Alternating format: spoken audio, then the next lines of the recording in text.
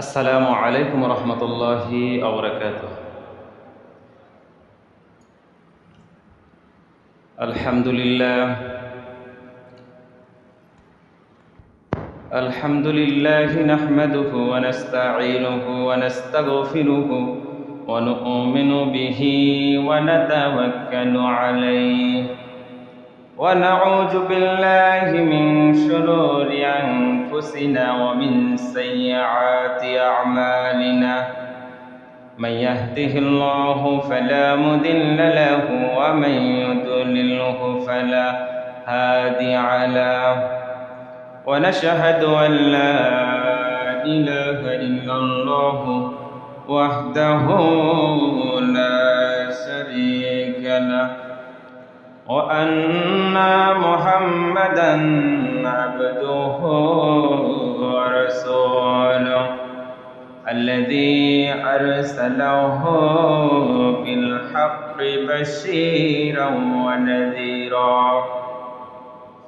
وداعيا إلى الله بإذنه وسراجا وقمرا منيرا.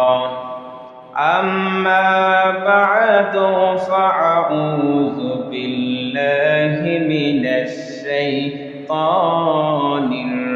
الرجيم. بسم الله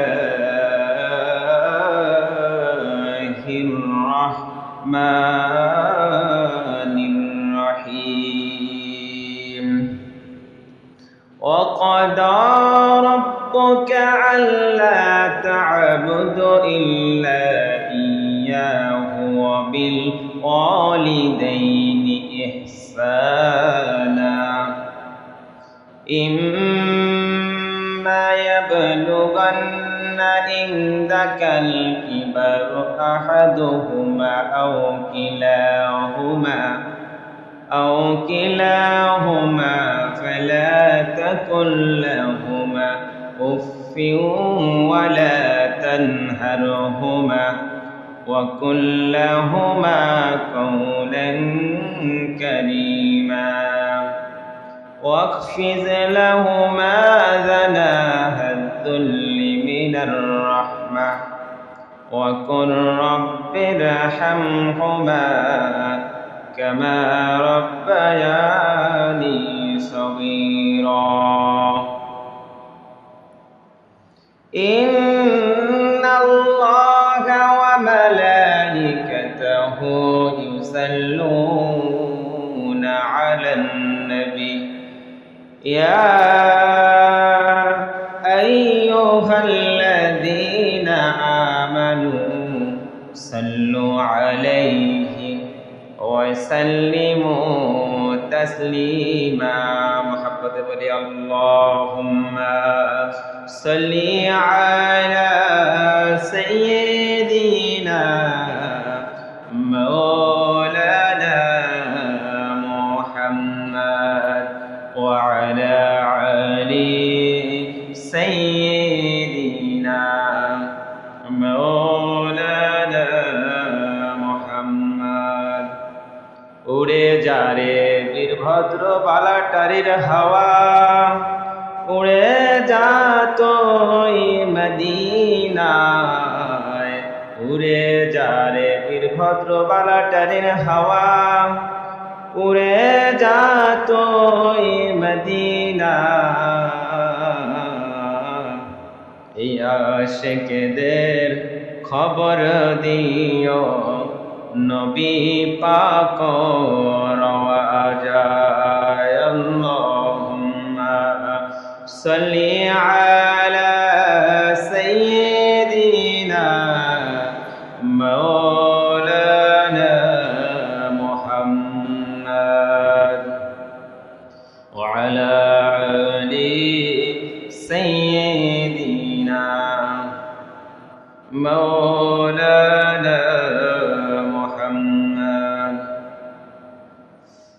وقال النبي صلى الله عليه وسلم وعن أبي هريرة رضي الله تعالى عنه قال النبي صلى الله عليه وسلم من أحق بحسن صحابتي قال أمك قال ثم من قال أمك ثم من قال أمك ثم من قال أمك قال أبوك قال أدناك وعن أبي هريرة رضي الله تعالى عنه قال قال النبي صلى الله عليه وسلم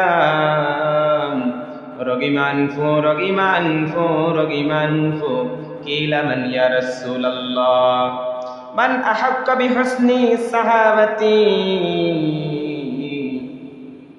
رواه المسلم الحمد لله আমি আপনাদের সামনে আবারও সালাম দিচ্ছি আসসালামু আলাইকুম রহমতুল্লাহি ওয়া বারাকাতুহু।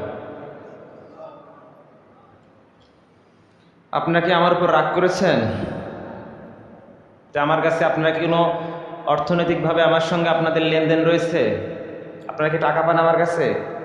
তেমন যেহেতু নেই, যেহেতু আমরা ভাই ভাই দিন, যখন আমরা সালাম দিব, আল্লাহ রাসূল সাল্লাল্লাহু আলাইহি ওয়াসাল্লাম বলেছেন, যে ব্যক্তি সালাম দেয় তার জন্য আল্লাহ রাব্বুল আলামিন 10টি রহমত নাজিল করেন। এজন্য আমরা বেশি করে সালাম দিব এবং সালামের জবাব দেওয়া হচ্ছে ওয়াজিব। এজন্য আমি আবারও সালাম দিচ্ছি, আসসালামু আলাইকুম রহমতুল্লাহি ওয়া বারাকাতুহু। তা আপনারা সবাই কেমন আছেন? আলহামদুলিল্লাহ, প্রশংসা করছি সে আল্লাহ সুবহানাহু ওয়া তাআলার দরবারে, যেই সুবহানাহু ওয়া তাআলা আমাদের সবাইকে এখন রাখতে পারতেন বিশাল খেলার ময়দানে, আমাদেরকে রাখতে পারতেন বিভিন্ন দোকানে, মার্কেটে, বিভিন্ন চায়ের আড্ডায়, বিভিন্ন জায়গায়, সিনেমায়, বিভিন্ন দুনিয়াবি কাজে এবং অশালীন কাজের মধ্যে আল্লাহ তাআলা আমাদেরকে রাখতে পারতেন। কিন্তু আল্লাহ তাআলা দেখুন মেহেরবানি করেছেন, আপনি না চাইতে আল্লাহ তাআলা দয়া করেছেন, দয়া করে মেহেরবানি করে আপনাকে আমাকে সুস্থ শরীরে, সবার আগে এই মসজিদে, এই সমাজের মধ্যে আরও অনেক মানুষ বসবাস করে, তাদের মধ্য থেকে আল্লাহ তাআলা আপনাদেরকে বাছাই করেছেন, তাদের মধ্য থেকে আপনাদেরকে শ্রেষ্ঠ মানুষ হিসাবে আল্লাহ তাআলা নির্বাচন করেছেন, নির্বাচন করে এই মসজিদে আসার এবং বসার তৌফিক এনায়েত করেছেন।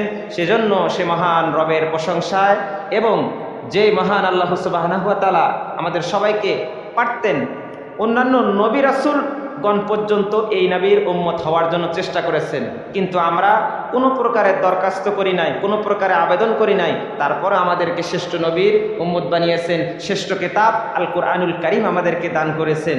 এজন্য শুকরিয়া করছি এবং বলছি, এবং আমাদেরকে মুসলিম হিসাবে আমাদেরকে যে পাঠিয়েছেন এজন্য আমরা শুকরিয়া করছি।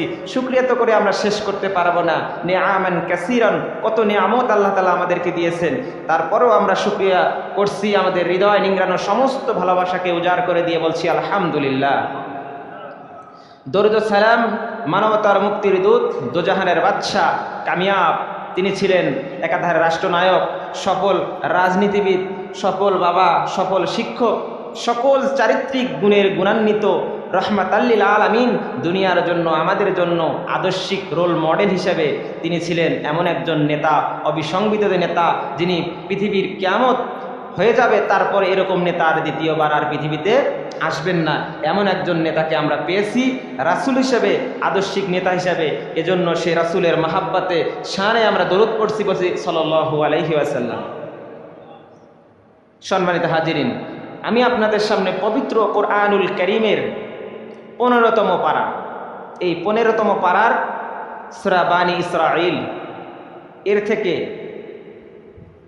একটি আয়াত আপনাদের সামনে উপস্থাপন করেছি এবং বিশ্বনবী মুখসন্নিত অসংখ্য বাণীগুলো থেকে, এর মাঝ থেকে দুটো হাদিস উপস্থাপন করেছি। তা আল্লাহ তাআলা আমাকে যদি তৌফিক দান করেন আর আপনাদের দোয়া যদি থাকে, ইনশাআল্লাহ আমার জন্য দোয়া করে দেন, যাতে আমার জবান দিয়ে এমন কিছু কথা বের হয়ে যায় যার মাধ্যমে আমরা উভয় সবাই আমল করতে পারি। সকলে বলি আমিন। এই যে আমরা অনেকে মসজিদে এসেছি, আল্লাহ তাআলা আমাদেরকে তৌফিক দিয়েছেন, কত সুন্দরভাবে আল্লাহ তাআলা সন্তুষ্টি অর্জন করার জন্য আমরা মসজিদে এসেছি। এ প্রসঙ্গে বুখারী এবং মুসলিম শরীফের একটি হাদিসে আল্লাহ রাসূল সাল্লাল্লাহু আলাইহি ওয়াসাল্লাম বলে দিয়েছেন, আল্লাহ রাসূল সাল্লাল্লাহু আলাইহি সাল্লাম একদিন যখন এই মেম্বারের মধ্যে যখন আল্লাহ রাসূল সাল্লাল্লাহু আলাইহি সাল্লাম বসলেন, আল্লাহ রাসূল সাল্লাল্লাহু আলাইহি সাল্লাম বললেন, সাহাবায়ে কেরামদেরকে সামনে নিলেন। তিনি সামনে নেওয়ার পরে তিনি সেখানে বসে তিনি বললেন আমিন, সুম্মা আমিন, সুম্মা আমিন, সুম্মা আমিন। তখন সাহাবায়ে কেরামের মধ্য থেকে প্রশ্ন করলেন, ইয়া রাসূলুল্লাহ, ইয়া হাবিবাল্লাহ, আমরা তো বুঝতে পারলাম না আপনি কোন কারণে আজকে আমিন আমিন তিনবার বললেন। আল্লাহ রাসূল সাল্লাল্লাহু আলাইহি সাল্লাম বললেন, আমার সামনে জিবরাইল আলাইহিস সালাম এসেছেন এবং তিনি আমার সামনে তিনটি বক্তব্য পেশ করেছেন, তিনটি প্রস্তাব উত্থাপন করেছেন। আর এই তিনটির মধ্য থেকে এক নাম্বার প্রস্তাব আমার কাছে তিনি উত্থাপন করে দিয়েছেন। তিনি আমাকে বলেছেন, দুনিয়ার বুকে যে ব্যক্তি আল্লাহ রাসূলের নাম শুনলো অথচ সাল্লাল্লাহু আলাইহি সাল্লাম বলল না, ওই ব্যক্তির উপর আল্লাহ রাব্বুল আলামিন লানত বর্ষণ করেন। গদাবাল্লাহ ওয়া ইয়ানজারাস সামাই, আসমান থেকে তার প্রতি গজব নাজিল করে দেন। আর ওই ব্যক্তির জন্য আল্লাহ রাব্বুল আলামিন রহমতের দরজাগুলো খোলেন না। এজন্য আল্লাহ রাসূল সাল্লাল্লাহু আলাইহি সাল্লামে যারা নাম শুনবে তারাই সাল্লাল্লাহু আলাইহি সাল্লাম বলার জন্য আল্লাহ রাসূল সাল্লাল্লাহু আলাইহি সাল্লাম নির্দেশনা দিয়েছেন। এবং জিবরাইল আলাইহিস সালাম বলেছেন, ওই ব্যক্তি গদাবাল্লাহ, ওই ব্যক্তি তারপর ধ্বংস হয়ে যাক, ওই ব্যক্তির উপর আল্লাহ তাআলার গজব বর্ষিত হোক, ধ্বংস হয়ে যাক। আল্লাহ রাসূলের নাম শোনার পরেও যে ব্যক্তি সাল্লাল্লাহু আলাইহি সাল্লাম বলল না, তখন জিবরাইল আলাইহিস সালাম যখন এই কথা বললেন, তখন আল্লাহ রাসূল সাল্লাল্লাহু আলাইহি সাল্লাম বললেন আমিন, আল্লাহ তুমি কবুল করে নাও যে আমার নাম শুনলো অথচ সাল্লাল্লাহু আলাইহি সাল্লাম বলল না, সে ব্যক্তি দুনিয়াতে ধ্বংস হোক, ফিদ দুনিয়া ওয়াল আখিরা, দুনিয়া এবং আখিরাতে উভয় জায়গায় সে ধ্বংস হয়ে যাক। সম্মানিত হাজিরিন, আমি যে আলোচনা আপনাদের সামনে নিয়ে এসেছি সেই বিষয়টা হচ্ছে বিরুল ওয়ালিদাইন, অর্থাৎ পিতামাতা। কুরআনুল কারীমে আল্লাহ রাব্বুল আলামিন অসংখ্য আয়াতে কারিমা নাযিল করেছেন, 6666 আয়াত।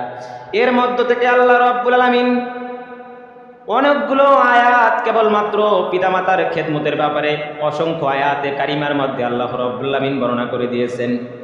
সম্মানিত হাজিরিন, এই যে হাদিসটা আমি বললাম, তিনটি কারণ বলেছেন আল্লাহ রাসূল সাল্লাল্লাহু আলাইহি ওয়াসাল্লাম।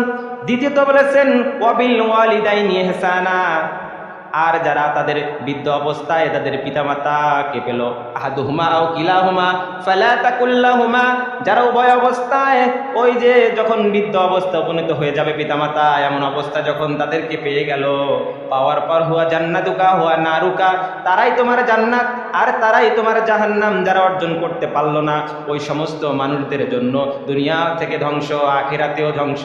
এটা গদাবাল্লাহ, আল্লাহর পক্ষ থেকে তাদের প্রতি গজব নাজিল করার জন্য আল্লাহ রাসূল সাল্লাল্লাহু আলাইহি সাল্লাম নিজেই বদদোয়া করেছেন। আল্লাহ রাসূল সাল্লাল্লাহু আলাইহি সাল্লাম নিজেই বদদোয়া করেছেন যে তারা ধ্বংস হয়ে যাক। আমিন। আল্লাহ রাসূল সাল্লাল্লাহু আলাইহি সাল্লাম যেই দোয়াগুলো করেছেন তার 99% দোয়ায় আল্লাহ তাআলা কবুল করেছেন। প্রত্যেকটা দোয়ায় আল্লাহ রাব্বুল আলামিন কবুল করবেন।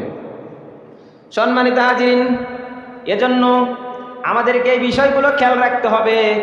যার ইংরেজি প্রতিশব্দ অক্সফোর্ড ডিকশনারিতে রয়েছে, প্যারেন্ট নামে দেওয়া হয়েছে, সেখানে বলা হয়েছে যে বিরুল ওয়ালিদাইন, অর্থাৎ পিতামাতার প্রতি ইহসান করার কথা বলা হয়েছে।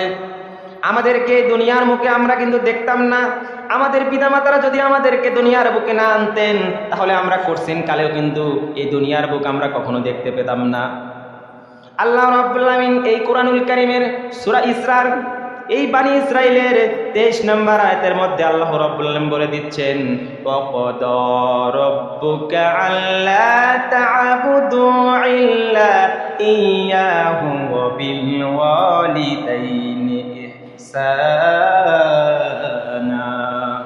ওয়াকাদা, আমি তোমাদের প্রতি ফরজ করে দিচ্ছি, আমি তোমাদেরকে নির্দেশ দিচ্ছি। আল্লাহ রাব্বুল আলামিন যেই নির্দেশনা